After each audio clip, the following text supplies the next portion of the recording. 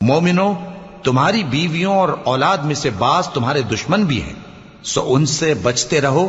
اور اگر معاف کر دو اور درگزر کرو اور بخش دو تو اللہ بھی بخشنے والا ہے، مہربان ہے۔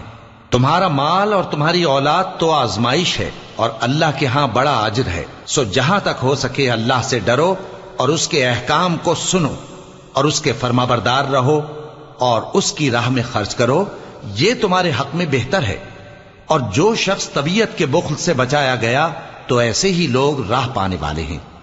اگر تم اللہ کو نیک نیتی سے قرض دو گے تو وہ تم کو اس کا کئی گنا دے گا اور تمہارے گناہ بھی معاف کر دے گا، اور اللہ قدر شناس ہے، بردبار ہے، پوشیدہ اور ظاہر کا جاننے والا ہے، غالب ہے، حکمت والا ہے۔